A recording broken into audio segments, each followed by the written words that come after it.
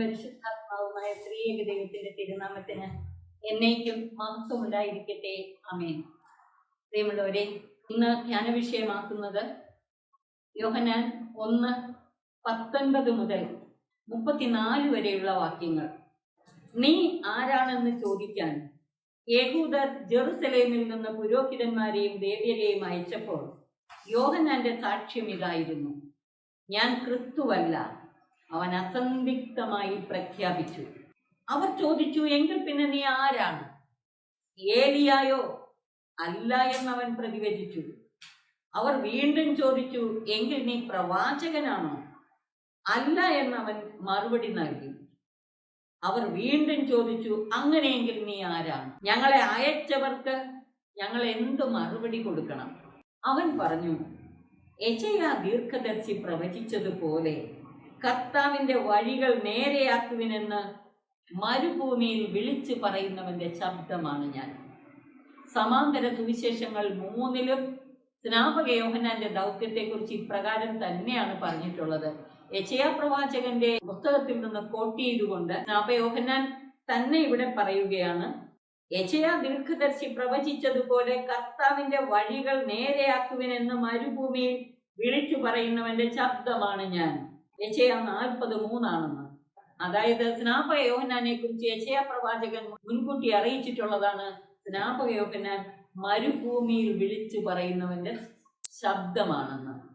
അതായത് കർത്താവിന് വഴിയൊരുക്കുവാൻ വന്നവൻ മരുഭൂമിയിൽ വിളിച്ചു പറയുന്നു. എന്താ ഈ മരുഭൂമിയിൽ വിളിച്ചു പറയുന്നു എന്നതിന്റെ അർത്ഥം?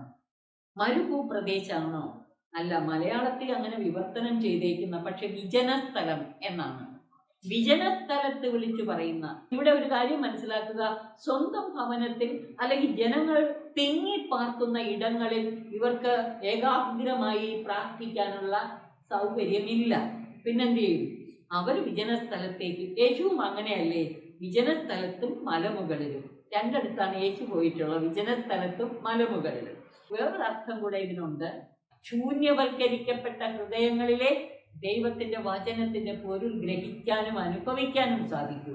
അതുകൊണ്ട് ഈ ശൂന്യവൽക്കരണത്തിന്റെ പ്രതീകം കൂടെയാണ് വിജനസ്ഥലത്ത് സുവിശേഷം അല്ലെങ്കിൽ വചനം ശ്രവിക്കാൻ യോഹന്നാൻ പ്രസംഗിച്ചത്. അങ്ങനെയാണ് യേശു തമ്പുരാനും അതുപോലെ തന്നെയാണ്. കടൽക്കരയിലും വിജനസ്ഥലത്തും ഒക്കെയാണ് യേശുവും പ്രഘോഷിച്ചിട്ടുള്ളത്. മരുഭൂമിയിൽ വിളിച്ചു പറയുന്നവന്റെ ശബ്ദം എന്ന് പറഞ്ഞതിന്റെ അർത്ഥം ഇതാണ്. അവർ അവനോട് ചോദിച്ചു, നീ ക്രിസ്തുവോ ഏലിയായോ പ്രവാചകനോ അല്ലെങ്കിൽ പിന്നെ സ്നാനം നൽകാൻ കാരണം എന്താണ്? യോഹന്നാൻ പറഞ്ഞു, ഞാൻ ജലം കൊണ്ട് സ്നാനം നൽകുന്നു. എന്നാൽ നിങ്ങൾ അറിയാത്ത ഒരുവൻ നിങ്ങളുടെ മധ്യേ നിൽപ്പുണ്ട്. എന്റെ പിന്നാലെ വരുന്ന അവന്റെ ചെരുപ്പിന്റെ വാറഴിക്കുവാൻ പോലും ഞാൻ യോഗ്യനല്ല. യോഹന്നാൻ സ്നാനം നൽകിക്കൊണ്ടിരുന്ന ജോർദാന്റെ അക്കരെ ബെഥാനിയായിലാണ് ഇത് സംഭവിച്ചത്. യേശുവിലേക്ക് വഴികാട്ടിക്കൊണ്ട്, യേശുവിലേക്ക് ജനത്തിന്റെ ശ്രദ്ധ തിരിച്ചുകൊണ്ട് അനുതപിച്ച് അവനിലേക്ക് തിരിയാനാണ് ആര് പ്രസംഗിക്കുന്നത്? സ്നാപക യോഹന്നാൻ പ്രസംഗിക്കുന്നത് അതാണ്, അനുതപിച്ച് അവനിലേക്ക് തിരിയാൻ. ഈ അനുതാപത്തിന്റെ സ്നാനം സ്നാപക യോഹന്നാൻ വീണ്ടും ആവർത്തിച്ചു പറയുന്നു. 26-27 വാക്യങ്ങളിൽ, ഞാൻ ജലം കൊണ്ട് സ്നാനം നൽകുന്നു, എന്നാൽ നിങ്ങൾ അറിയാത്ത ഒരുവൻ നിങ്ങളുടെ മധ്യേ നിൽപ്പുണ്ട്. എന്റെ പിന്നാലെ വരുന്ന അവന്റെ ചെരുപ്പിന്റെ വാറഴിക്കുവാൻ പോലും ഞാൻ യോഗ്യനല്ല. ഇത് വ്യക്തമാക്കുന്നത് യോഹന്നാൻ യേശുവിന് വഴിയൊരുക്കാൻ വന്നവനാണ്. യേശുവിന്റെ ചെരുപ്പിന്റെ വാറഴിക്കാൻ പോലും അവൻ യോഗ്യനല്ല.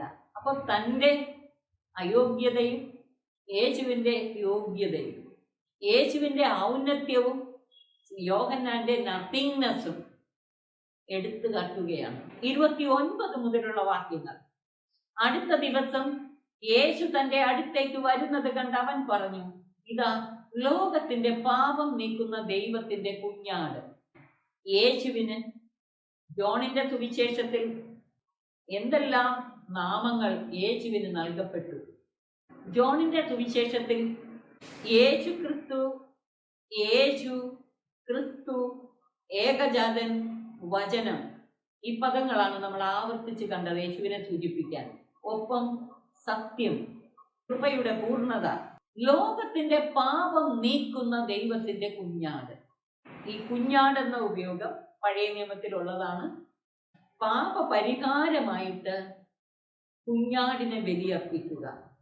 ആണ്ടിലൊരിക്കൽ പ്രധാന പുരോഹിതൻ ജനത്തിന്റെ പാപത്തിനും തന്റെ തന്നെ പാപത്തിനും പരിഹാരമായി പാപപരിഹാര ബലി അർപ്പിച്ചിരുന്നു. എബ്രായർക്കെഴുതിയ ലേഖനത്തിൽ ആവർത്തിച്ചു പറയുന്നത് പോലെ പ്രധാന പുരോഹിതൻ തനിക്ക് ജനത്തിനു വേണ്ടി എല്ലാ വർഷവും പരിഹാര ബലി അർപ്പിച്ചിരുന്നു, പാപപരിഹാര ബലി.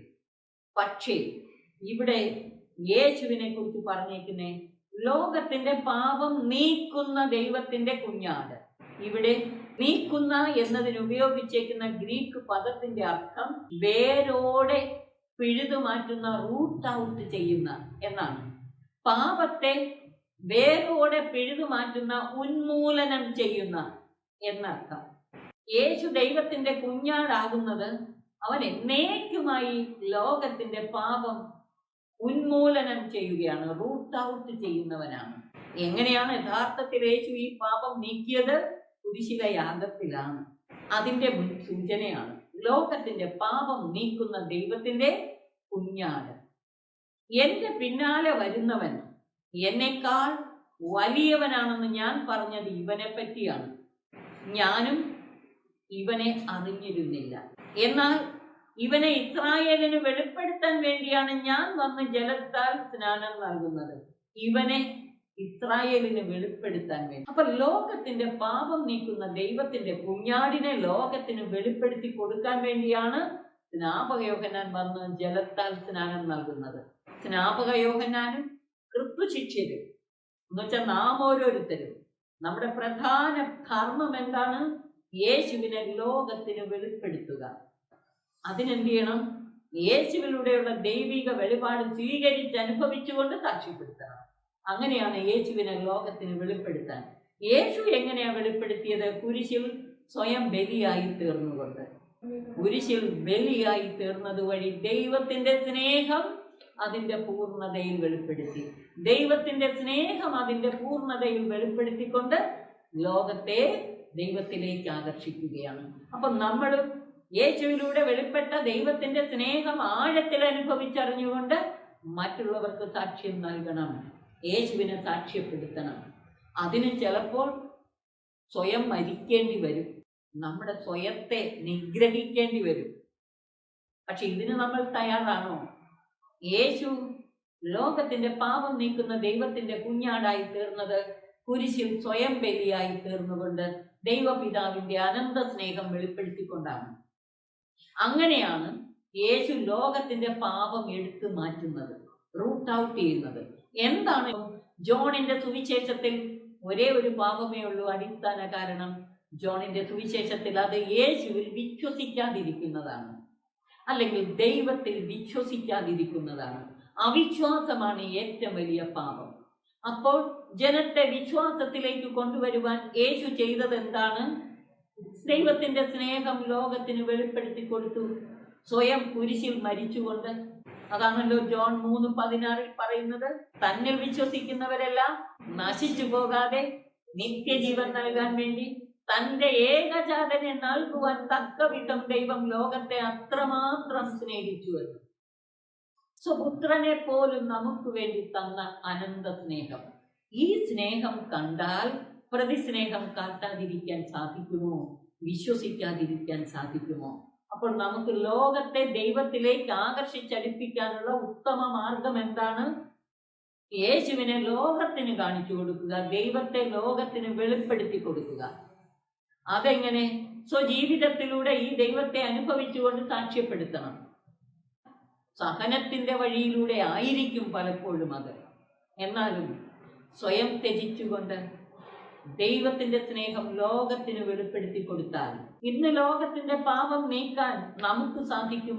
ലോകത്തിന്റെ പാപം നീക്കുക ക്രിസ്തുശിഷ്യരുടെ എല്ലാവരുടെയും ധർമ്മമാണ്.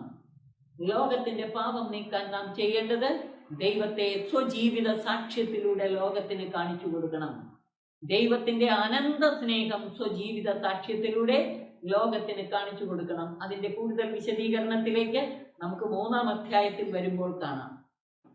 തുടർന്ന് 33-ാം വാക്യത്തിൽ പറയുകയാണ്, ഞാൻ അവനെ അറിഞ്ഞിരുന്നില്ല, എന്നാൽ ജലം കൊണ്ട് സ്നാനം നൽകാൻ എന്നെ അയച്ചവൻ എന്നോട് പറഞ്ഞിരുന്നു, ആത്മാവ് ഇറങ്ങി വന്ന് ആരുടെ മേൽ ആവസിക്കുന്നത് നീ കാണുന്നുവോ അവനാണ് പരിശുദ്ധാത്മാവ് കൊണ്ട് സ്നാനം നൽകുന്നവൻ. ആത്മാവ് ഇറങ്ങി വന്ന് ആരുടെ മേൽ ആവസിക്കുന്നത് നീ കാണുന്നുവോ അവനാണ് പരിശുദ്ധാത്മാവിനാൽ സ്നാനം നൽകുന്നത്. എന്നിട്ട് അടുത്ത് പറയാ, ഞാനത് കാണുകയും ഇവൻ ദൈവപുത്രനാണെന്ന് സാക്ഷ്യപ്പെടുത്തുകയും ചെയ്തിരിക്കുന്നു. ഞാനത് കാണുകയും ഇവൻ ദൈവപുത്രനാണെന്ന് സാക്ഷ്യപ്പെടുത്തുകയും ചെയ്തിരിക്കുന്നു. വളരെ ആധികാരികമായി സ്വന്തം അനുഭവത്തിന്റെ പിൻബലത്തോടെ ഉറച്ച ബോധ്യത്തോടെ ജോൺ പറയുകയാണ്, ഞാനത് കാണുകയും സാക്ഷ്യപ്പെടുത്തുകയും ചെയ്തിരിക്കുന്നു.